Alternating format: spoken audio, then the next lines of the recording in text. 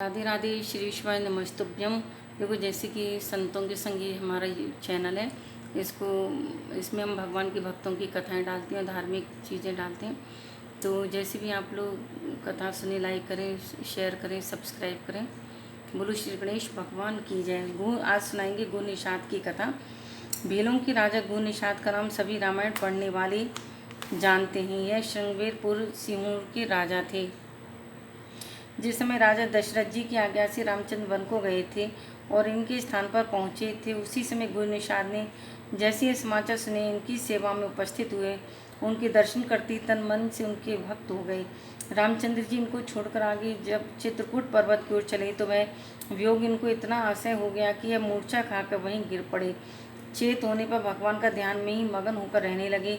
फिर जब भरत जी रामचंद्र जी की सेवा में चित्रकूट पर्वत पर जा रहे थे तो गो निषाद ने क्या सोचा कि यह सेना सहित रामचंद्र जी से लड़ने जा रहे हैं, इसलिए उनको बीच मार्ग में ही रोक दिया।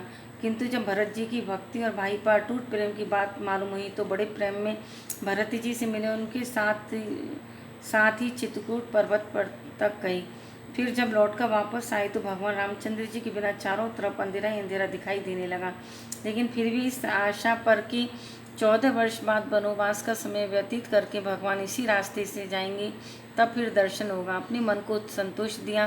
किंतु उसी दिन से नेत्र मूंदे भगवान के ध्यान में ऐसे मगन हुए कि 14 वर्ष बीतने पर जब भगवान आए तो एक बार तो इन्हें विश्वास ही नहीं हुआ कि बोले कि मेरे ऐसे भाग्य कहाँ हैं जो मैं नेत्रों से भी भगवान के दर्शन करूं।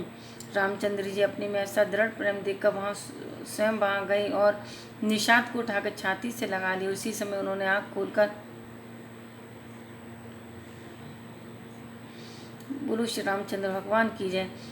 उसी समय उन्होंने आँख खोलकर भगवान का दर्शन किया, तीनों लोकों में कृतार्थ हो गए। इस तरह ये गो निषाद की कथाएं।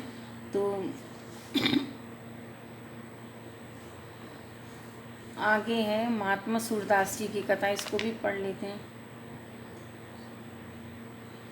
या इतना ही रहने देते हैं। एक नंददास जी की और छोटी सी कथा, इसको भी पढ़ लेते हैं। नंददास जी की कथा। नंददास जी के पिता का नाम चंद्रहास था। यह जाति के ब्राह्मण थे और रामपुर के रहने वाले थे।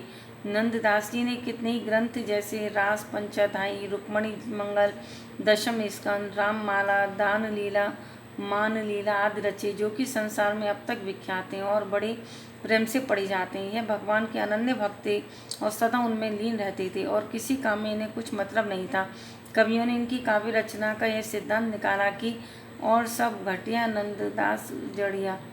इनकी कविता से ऐसी मनोहरता टपकती है कि बरबस भगवत प्रेम की तरफ चित्त खींचता है। इनकी गणना अष्टछाप के भक्तों में की गई है, जिनके नाम यह हैं सूरदास, कृष्णदास, चतुर्भुजदास, छीतदास, स्वामी नंददास, गोविंददास, परमानंद, कुंभदास।